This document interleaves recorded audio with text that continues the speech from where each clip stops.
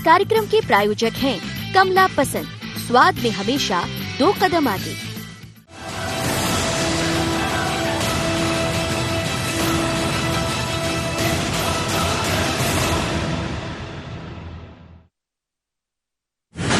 सज गई रणभेरी, बज गया बिगुल।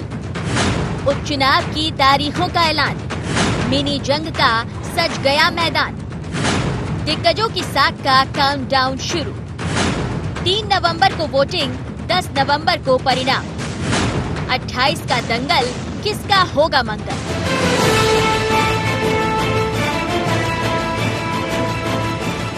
जी हां, आखिरकार तारीख का ऐलान हो गया। जिसका लंबे वक्त से इंतजार था, वो तारीख है उपचुनाव की। चुनाव आयोग ने तय कर दिया कि 3 नवंबर को उपचुनाव के लिए वोट डाले जाएंगे और 10 नवंबर को नतीजे आएंगे। लेकिन दिलचस्प ये है कि चुनाव आयोग ने मतदान और परिणाम का जो दिन तय किया, वो मंगलवार है। इस उपचुनाव में मंगलवार का अजब गजब संयोग है। कांग्रेस ने 28 में से 24 सीटों के लिए तो बीएसपी ने 8 सीटों के लिए उम्मीदवार घोषित कर दी। हालांकि बीजेपी के चेहरे लगभग तय हैं, लेकिन उनका औपचारिक ऐलान होना बाकी है। उपचुनाव की तारीखों की घोषणा के बाद दोनों ही दल अपनी अपनी जीत के दावे कर रहे हैं। तारीखों की घोषणा की है, भारतीय जनता पार्टी इसका स्वागत करती है। हम पहले से चुनाव के लिए तैयार हैं। जैसे ही उपचुनाव की परिस्थितियां बनी थी, भारतीय जनता पार्टी ने अपनी तैयारियां प्रारंभ कर दी थी और हम लोग अब प्रत्येक बूथ तक 2-3 बार पहुँच चुके हैं। प्रत्येक बूथ तक हम लोगों की जो बूथ कमेटियां हैं, उनका पुनर्गठन हो गया है। आने वाले 2 अक्टूबर से 10 अक्टूबर के बीच में सभी मंडलों के सम्मेलन होंगे, जिसमें हमारे राष्ट्रीय स्तर के और प्रांतीय हमारे नेता इन सम्मेलनों में रहेंगे।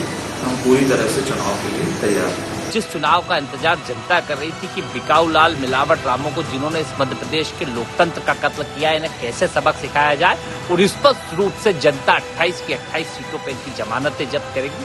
जो काम शुद्ध का युद्ध, माफिया के खिलाफ अभियान और मध्य प्रदेश के किसानों का कर्ज माफी से लेके कई अनेक योजनाओं से गरीब की पेंशन बढ़ाने से लेके बेहतर काम कमलनाथ जी ने किया है, उनको वापस मुख्यमंत्री बनाने के लिए जनता शपथ ले चुकी है और 28 की 28 सीटों पर भारतीय जनता पार्टी की जमानत जब्त। सूबे में पहली दफा इतने बड़े पैमाने पर उपचुनाव होने जा रहे हैं और इस उपचुनाव में जहां पार्टी की साख और राजनेताओं की नाक दांव पर है, तो वहीं 15 साल बनाम 15 महीने की लड़ाई भी चुनावी प्रचार में देखने को मिलेगी। लेकिन बड़ा सवाल है कि मतदाता इस सब के बीच किसका चुनाव करता है और किसको अगले चुनाव तक इंतजार कराता है, ये देखना दिलचस्प होगा। Bureau report, IND 24।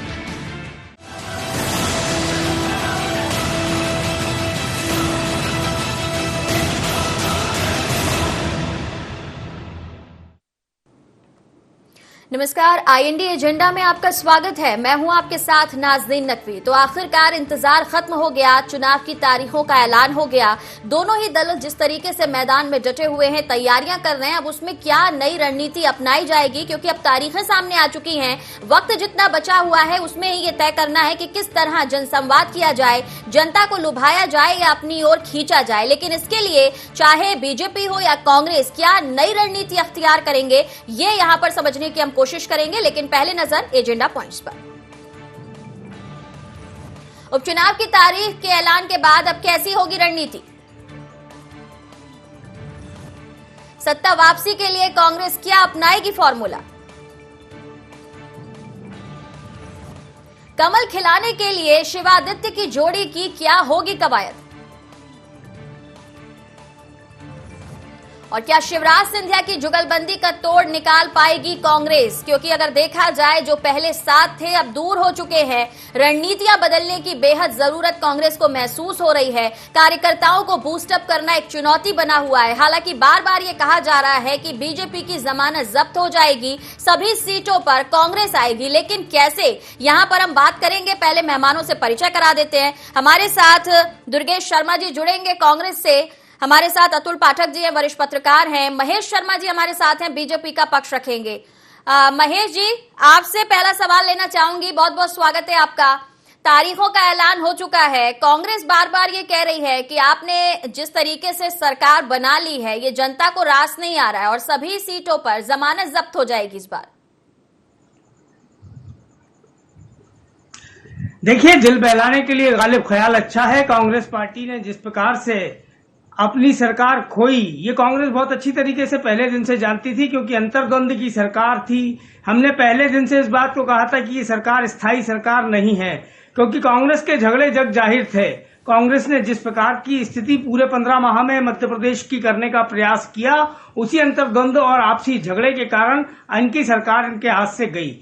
जहां तक बात है उपचुनावों की तारीखों का, आज ऐलान हुआ है, हम उसका स्वागत करते हैं। चुनावी समर में हम जाएंगे। मंगलवार को आज एक शुभ दिन चुनाव आयोग ने इस तारीख का ऐलान किया है, तो निश्चित रूप से, क्योंकि वोटिंग भी मंगल को होनी है और काउंटिंग भी मंगल को होनी है, तो निश्चित रूप से इस प्रदेश के मंगल के लिए प्रदेश का मतदाता कहीं ना कहीं मतदान करने जा रहा है। और इस 15 माह की जो अराजक सरकार थी, जिसने लगातार मध्य प्रदेश में किसानों को, नौजवानों को और महिलाओं को धोखा देने का काम किया था, उस कपटनाथ की सरकार को, उस कपटनाथ की पार्टी को कहीं ना कहीं ये पूरी तरीके से बताने का प्रयास करेगी जनता इस मतदान के माध्यम से कि आपने 15 माह में मध्य प्रदेश को किस कुशासन के रूप में आपने प्रचारित किया था।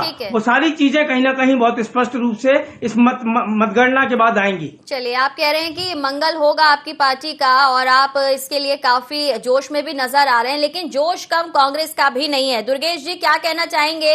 तारीखें सामने आ चुकी हैं, तैयारी का क्या कुछ मामला है? राजनीति जी, हमारी तैयारी और हम मैदान में हैं, हमारे प्रत्याशी मैदान में हैं। भारतीय जनता पार्टी, जिन्होंने षड्यंत्र करके मध्य प्रदेश का राजनीतिक इतिहास बदलने का प्रयास किया है, लोकतांत्रिक व्यवस्था को खंडित करने का प्रयास किया है, खंडित किया है, वो पार्टी अभी तक अपने उन षड्यंत्रकारियों के नाम घोषणा में नहीं दे पा रही है, अपने वो प्रत्याशी नहीं दे पा रही, हिम्मत नहीं हो रही है मैदान में उन सब षड्यंत्रकारियों, गद्दारों को मैदान में उतारने की। चुनाव आयोग ने चुनाव की तारीखें तय कर दी हैं, स्वागत है, हम उसके लिए पूरी तरह तैयार हैं। हम पहले ही अपने प्रत्याशियों की घोषणा कर चुके हैं। मंगलवार, जैसा कि भाई बोल रहे थे, बिल्कुल भगवान हनुमान जी के भक्त कमलनाथ जी को हमेशा शुभ रहा है। पिछली भी सरकार हमने मंगलवार को ही जीत के बनाई थी। आने वाले समय में मंगलवार हमारे लिए शुभ रहेगा, ऐसा हमको भरोसा है, विश्वास है। तो कमलनाथ जी के ऊपर और पूरी कांग्रेस पार्टी के ऊपर हमेशा ईश्वर का आशीर्वाद रहा है और हमारी सोच जो है। देखा जाए, आप लोग मंगल पर काफी जोर दे रहे हैं, इसलिए किसका मंगल होगा ये तो मंगलवार को ही पता चलेगा। धीरे धीरे एक एक मंगल बीतेगा, लेकिन क्या उसके साथ ही ये माना जाए अतुल जी कि मुद्दे यहाँ पर बहुत ज्यादा स्ट्रांग होने की जरूरत है? सिर्फ 15 महीने की कमियां निकालना या फिर अभी जो मौजूदा समीकरण बदले प्रदेश में, उसे लेकर कांग्रेस बार बार जो जोर दे रही है कि प्रत्याशियों के नाम सामने नहीं आ रहे क्योंकि यहाँ पर वादा खिलाफी कर दी गई जनता से, क्या ये मुद्दे काम आएंगे या फिर जो सही मुद्दे हैं उन पर चर्चा करनी होगी? देखिए, इस बार का जो चुनावी परिदृश्य है वो बहुत अलग। इस चुनाव में राष्ट्रीय मुद्दे भी हैं और स्थानीय मुद्दे। सबसे बड़ी बात यह है कि इस चुनाव का एक बड़ा मुद्दा है गद्दारी। गद्दारी किसने किसके साथ? कांग्रेस ने गद्दारी शब्द को उठाया और बीजेपी ने भी इसे हाथों हाथ लेकर उसके ही पाले में गेंद फेंकी। तो गद्दार जो है एक बड़ा मुद्दा है। चुनाव में कमलनाथ ने आज भी रायसेन में कहा कि हमारे साथ धोखा हुआ, चुनी हुई सरकार को गिरा दिया गया, 15 महीने में हमने जो किया वो ऐतिहासिक था। तो कमलनाथ अपने 15 महीने के कार्यकाल को लेकर जा रहे हैं। ये नहीं कहा जा सकता कि कांग्रेस तैयारियों में पीछे है। निश्चित तौर पर कांग्रेस भी तैयारियों में लगी हुई है, लेकिन बीजेपी तूफानी जनसंपर्क, तूफानी दौरे, तूफानी सभाएं करने में थोड़ा आगे दिखाई, लेकिन कांग्रेस अपने स्तर पर अपने तरीके से चुनाव की रणनीति बना रही है। कमलनाथ का अपना एक राजनीतिक स्टाइल है और वो भरोसे में है कि वो इस चुनाव में जीत हासिल करेंगे और बड़े स्तर पर करेंगे। लेकिन ये सवाल जरूर कांग्रेस से पूछा जाना चाहिए कि 9 बनाम बाकी है, कि बीजेपी को सिर्फ 9 चाहिए और आपको बहुत ज्यादा चाहिए। तो ये सारी बातें हैं जिन पर जनता की भी नजर है, विश्लेषकों की भी। चलिए, इस सवाल का जवाब दुर्गेश जी आप ही से लेना होगा कि अगर देखा जाए एक तरफ 9 सीट की जरूरत है और एक तरफ आपको सारी की सारी 28 सीटें चाहिए, ऐसे में क्या कुछ रणनीति में बदलाव आप कर रहे हैं या फिर जो भरोसा आपको है कि जनता इस बार आपको चुनेगी, इसकी कोई ठोस वजह आप जनता को दे पा रहे हैं? नाजनीन जी, सबसे पहली बात कि भारतीय जनता पार्टी को 9 चाहिए या 13 चाहिए, चूंकि है इनका कुछ नहीं है, तो पूरी जनता की ताकत और जनता की अपनी जिताई हुई सीटें जिनको इन्होंने कब्जे में खरीद के कर लिया।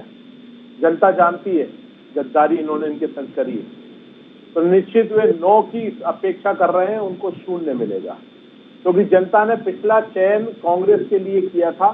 सारे की सारी सीटें कांग्रेस की थी, सिर्फ एक सीट में इनके प्रत्याशी थे जो आगर मालवा से थे, बाकी की 27 सीटें कांग्रेस की सीटें रही हैं और कांग्रेस के खाते में ही पूरी 28 की 28 आएंगी। वो भी हम जीतेंगे आगर मालवा की, वो भी नाम मात्र वोटों से ये जीत गए थे, पर आज स्थिति वहां भी इनकी विचित्र है। और जिस तरीके से, चाहे आप इमरती देवी को देखिए, चाहे प्रद्युम्न सिंह जी को देखिए, चाहे आप राजनाथ इनको सांवेर में देखिए, चाहे तुलसी जी को देखिए, चाहे राजपूत को देखिए, जो भी मैदान में जा रहे हैं उनको जनता वहां से धुतकार के भगा रही है, काले झंडे दिखा रही है, उनसे 35 लाख रुपए का हिसाब मांग रही है कि आपने हमारा वोट बेचा है तो आप उसको हमें जवाब दीजिए। गद्दारी इन्होंने कांग्रेस पार्टी के साथ ही अकेली नहीं करी है, गद्दारी उन्होंने उनके साथ भी की जिनने उन पर भरोसा जताया था। एक महत्वपूर्ण सवाल अतुल जी, अगर देखा जाए आप भी कह रहे हैं कि कांग्रेस ऐसा नहीं है कि पीछे चल रही है, ठीक है, दिखाने में या फिर बहुत ज्यादा जोर लगाने में बीजेपी आगे हो सकती है, जनता पर सब कुछ टिका है, ये तो साफ है। कांग्रेस बार बार जनता पर जोर भी दे रही है, जनता की नाराजगी सामने आएगी, बीजेपी को मात मिलेगी, ये कह रही है, लेकिन क्या रणनीति बदली है कांग्रेस ने? प्रत्याशियों के नाम जिस तरीके से सामने आ चुके हैं कांग्रेस की ओर से, तो क्या ये माना जाए कि ये भी रणनीति का एक हिस्सा हो सकता है? देखिए, एक बात तो साफ है कि इस चुनाव में सिर्फ कमलनाथ ही कांग्रेस के नेता हैं, कमलनाथ ही चल रही है और कमलनाथ ही खैरख्वाह हैं, वही संरक्षक हैं, वही प्रभारी हैं, वही सब कुछ है। तो एक बहुत प्लस पॉइंट है कि एक नेता के हाथ में सारी कमान जी। पिछले चुनाव में ज्योतिरादित्य सिंधिया, कमलनाथ, दिग्विजय सभी आगे थे, दिग्विजय सिंह खुद पीछे हो गए हैं, ज्योतिरादित्य पार्टी में नहीं है। तो एक बात कांग्रेस के पक्ष में यहाँ पर जाती है कि एक ही नेता है। दूसरी बात यह है कि कांग्रेस 24 सीटों को अपना बता रही कि ये 24 सीटें उसके पक्ष में थी, लेकिन अब वो 24 प्रत्याशी बीजेपी में हैं। तो ऐसा नहीं है कि कांग्रेस को खुश रहना चाहिए कि 24 की 24 सीटें वापस आ जाएंगी। कुल मिलाकर बहुत सारी स्थितियां हैं जिन पर जनता के ऊपर सबकी निगाहें हैं कि जनता आखिर क्या सोच रही है, क्योंकि मुकाबला बहुत कड़ा है और ऐतिहासिक चुनाव है। मध्य प्रदेश के इतिहास में शायद पहली बार इस तरह का चुनाव हो रहा है जब कांग्रेस के सभी प्रत्याशी उस क्षेत्र के वो बीजेपी में शामिल हो गए हैं। कांग्रेस का एक बड़ा नेता बीजेपी की तरफ से उनके समर्थन में प्रचार कर रहा है, वो भी सिंधिया घराने का, और जिस बेल्ट में बहुतायत सीटें हैं वो सिंधिया घराने के प्रभाव वाली सीटें हैं। तो बहुत सारे समीकरण हैं और इसमें न सिर्फ मध्य प्रदेश का भविष्य दिखाई देगा, राजनीतिक दिशा भी तय होगी और सिंधिया घराने का ये लिटमस टेस्ट भी है कि सिंधिया घराने का कितना प्रभाव है, कितना चमत्कार है। ये सारी चीजें इस चुनाव में साफ है। महेश जी, क्या कहना चाहेंगे? विरोध को लेकर बार बार जिक्र हो रहा है कि जनता के बीच में नाराजगी है, आप जिन प्रत्याशियों पर दांव आजमाने वाले हैं, जो संभावित चेहरे आपके माने जा रहे हैं, उनका विरोध दिख रहा है। बार बार कांग्रेस ये मैसेज जनता के बीच दे रही है और इसी वजह से वो ज्यादा आश्वस्त भी लगती है। क्या कहना चाहेंगे इस पर? नाज़नीन जी, विरोध कौन कर रहा है ये आप हम सब देख रहे हैं। कांग्रेस के झंडे लेके कांग्रेस के कार्यकर्ता प्रायोजित ढंग से विरोध करने का काम, ये प्रोपेगेंडा रचने का काम जो लोग कर रहे हैं वो बहुत स्पष्ट रूप से जनता देख रही है। जहां तक बात है कि विश्वासघात किसने किया, तो ये बहुत स्पष्ट रूप से दिखाई देता है। आप देखें, पूर्व में जाकर जितने भी बयान हो, कि उमंग सिंघार की बात करूं, गोविंद सिंह जी की बात करूं, जीतू पटवारी जी की बात करूं, आपने अपने लोगों के साथ लगातार विश्वासघात करने का काम किया। 15 महीने क्वारंटाइन रहने वाले बल्ला भवन के 5वें फ्लोर पे माननीय कमलनाथ जी अपने विधायकों से मिलना उचित नहीं समझते थे। सिंधिया जी के लोग हों या अन्य कोई विधायक उनसे मिलना जब जाते थे तो वो कहते थे कि चलो चलो हो गया। निश्चित रूप से ये आचरण, ये व्यवहार, ये जनप्रतिनिधियों का अपमान कहीं ना कहीं एक गुस्से के रूप में फूटा था। उसका कारण था कि इनकी सरकार गई, इन्होंने विश्वासघात किया किसानों के साथ। साथ, इन्होंने विश्वासघात किया नौजवानों के साथ, इन्होंने विश्वासघात किया लेकिन कन्याओं महेश के जी, साथ। कांग्रेस तो ये कहती है कि हमें 15 कोई महीने है में तो काम निश्चित करने रूप के से लिए वक्त बहुत कम मिला और इसलिए विश्वासघात की बात कहना आप धोखे देने जैसी बात करते हैं। वो ये कहते हैं कि हमें समय नहीं मिला, सरकार चली 10 गई। दिन की बात करने वाले कौन थे नाजनीन जी? नाजनीन जी, 10 दिन में 2 लाख का कर्जा माफ करने की घोषणा किसने की थी? कहां लक्ष्मण सिंह जी ने कहा कि राहुल गांधी को मध्य प्रदेश में आके माफी मांगनी चाहिए? ये घोषणा आपकी थी, नेता आपके थे, नीति आपकी थी, फिर किस प्रकार की नियत आपकी ऐसी थी कि आपने सिंधिया जी को दरकिनार करने का काम किया? यहाँ पर जनता की बात कर रहा है, इस पर हम चर्चा को आगे बढ़ाएंगे, लेकिन फिलहाल रुक रहे हैं एक छोटे से ब्रेक के लिए।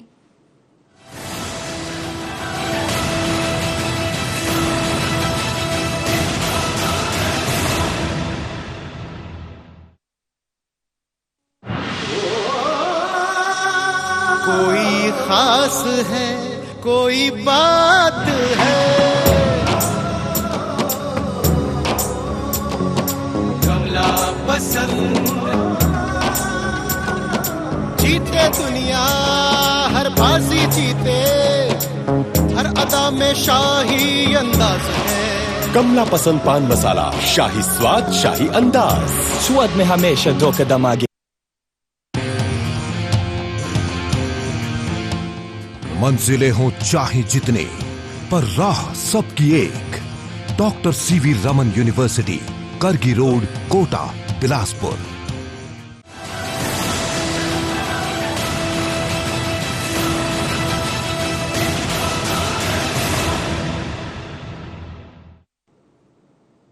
ब्रेक के बाद एक बार फिर से स्वागत है। उपचुनाव का आगाज हो चुका है, तारीखें सामने आ चुकी हैं। दोनों ही दल बार बार ये कह रहे हैं कि जीत हमारी होगी, लेकिन जनता किसको चुनने वाली है, इसके लिए जो मुद्दे जरूरी हैं, क्या उन पर भी बात हो रही है या एक दूसरे पर सिर्फ आरोप लगाए जा रहे हैं? मेहमानों से जुड़ेंगे।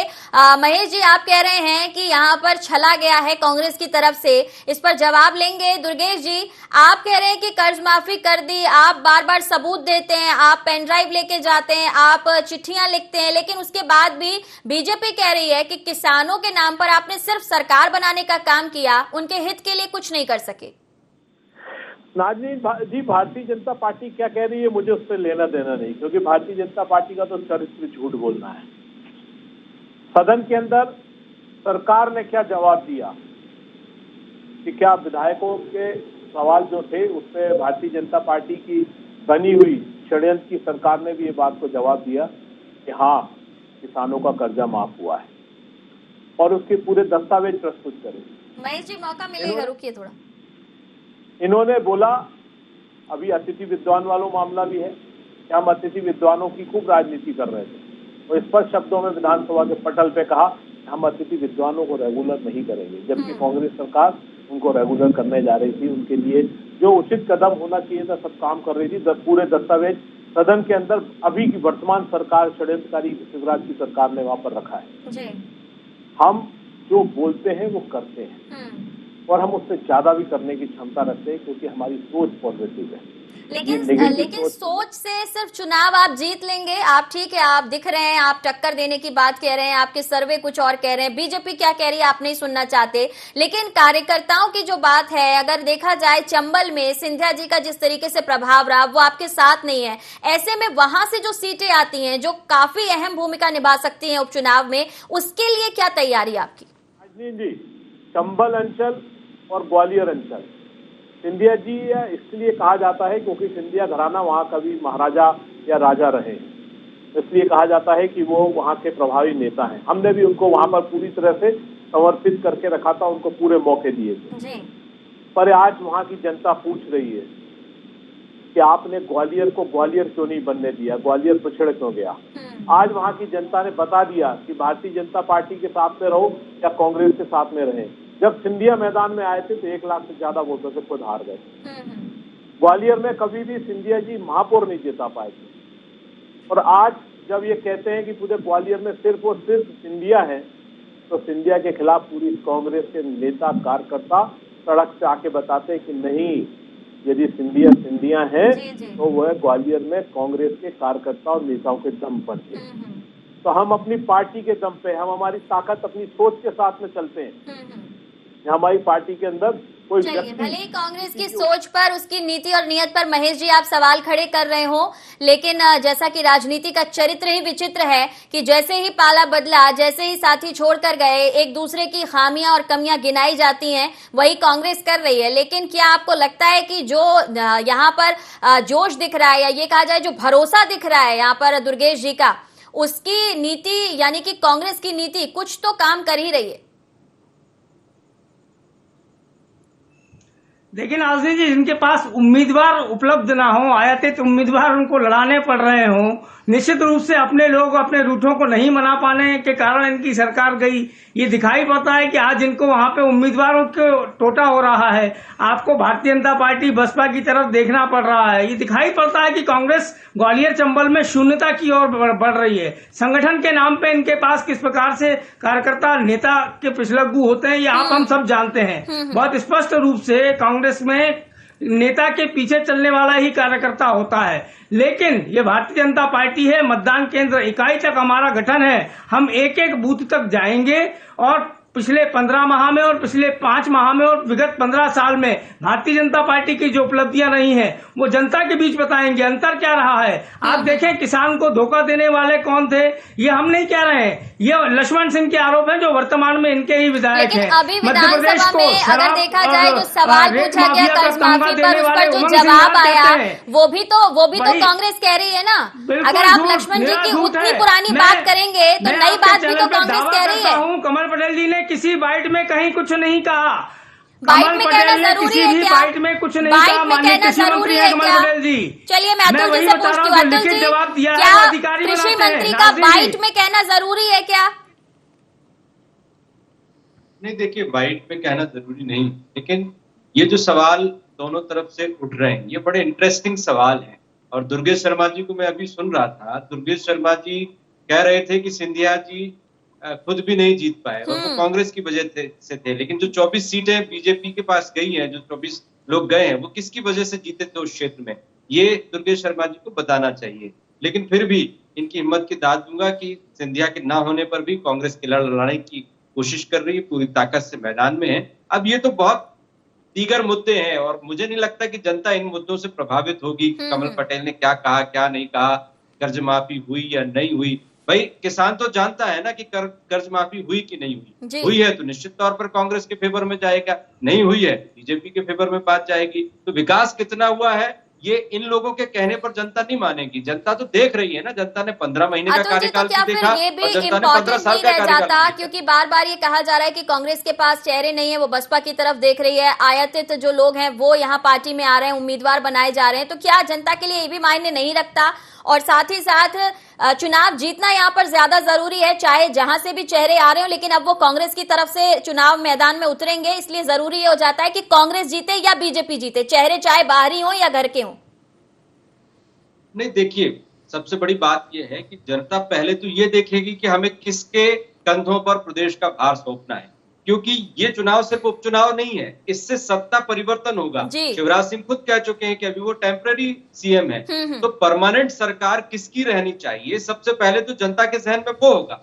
दूसरे मुद्दे बाद में आएंगे, प्रत्याशी का चेहरा तीसरे उस पर नंबर पर आएगा। वो ये नहीं देखेगी कि ये बीजेपी से कांग्रेस में आया है, कांग्रेस से बीजेपी में आया है। उसके लिए उस व्यक्ति का व्यक्तित्व, उसका कृतित्व, उसने क्या किया है, कैसे किया है, और फिर प्रदेश का विकास, प्रदेश की सत्ता किसके कंधे पर रहनी चाहिए, ये सारे मुद्दे देखकर वो एक समग्र दृष्टिकोण से फैसला लेगा। इसलिए महेश जी, क्या हुआ और क्या नहीं हुआ किसने कहा, जनता को तो सब कुछ याद है और आप दोनों ही दल चाहे कांग्रेस हो या बीजेपी याद दिलाने की पूरी कोशिश भी कर रहे हैं। अब असर कितना कौन छोड़ पाएगा ये देखने वाली बात होगी। नहीं, निश्चित रूप से नाज़नीन जी, हम सारे विषय जनता के बीच लेके जाएंगे। जनता से हम इस बात की अपील भी करेंगे कि हमारा जो 15 माह का कार्यकाल और ये जो कांग्रेस का रहा है 15 वर्षों का हमारा रहा है, जितनी योजनाएं हमने धरातल पर उतारने का काम किया 15 माह में, एक उपलब्धि इनके पास नहीं है। एक भी उपलब्धि कांग्रेस की जनता के बीच जाके गिनाने की नहीं है।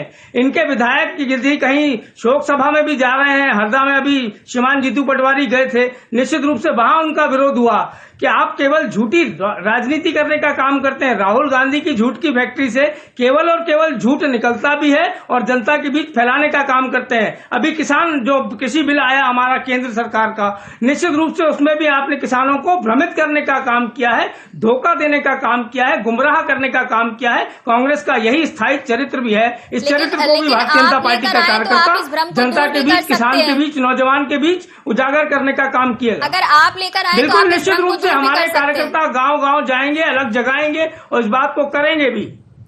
दुर्गेश जी, क्या वाकई अन्नदाता के इर्द गिर्द रहने वाले उपचुनाव भी, क्योंकि बार बार कर्ज माफी का मुद्दा आपकी तरफ उछाला जा रहा है? नाज़रीन जी, कर्ज माफी पे तो सवाल ही नहीं उठा सकती भारतीय जनता पार्टी। पूरे सबूत विधानसभा की पटल पे दिए।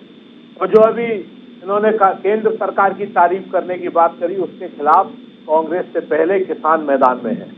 किसान ये कह रहा है और कांग्रेस भी उस बात को कह रही है कि आप ये बताइए कि आपने एमएसपी का जो मामला है कि एमएसपी के दर पर बाजार में व्यापारी किसानों से खरीदी कर सकता है, उसको क्यों नहीं कानून के अंदर लेके आए? आप झूठ बोल रहे हो किसानों को कि आपको ज्यादा पैसा मिल जाएगा। दूसरी बात, ये पूछ रहे थे कि हमारा कोई एक मील का पत्थर बताएं, तो महेश जी आपको बता देता हूँ। ये पिछले 6 महीने के अंदर और मेरी 15 महीने की सरकार, मैंने हर पूरे मध्यम वर्गीय से लेके अपर क्लास से लेके लोअर क्लास तक सबको 1 रुपए यूनिट बिजली दी। मेरी पार्टी ने किसानों को 44 पैसे प्रति यूनिट बिजली दी। आदिवासी क्षेत्र में रहने वाले जंगल क्षेत्र में रहने वाले लोगों को 25 पैसे यूनिट बिजली दी। चलिए दुर्गेश जी, बहुत कुछ है गिनाने और बताने के लिए, तारीखें सामने आ चुकी हैं। मुझे लगता है कि ये सब कुछ जनता के बीच जाकर अपने अपने दलों के जरिए आपको बताना होगा। तीनों का बहुत शुक्रिया। तो मैदान सज चुका है, तारीखें आ चुकी हैं, लेकिन देखना होगा कि किसका दांव कितना ज्यादा भारी पड़ेगा।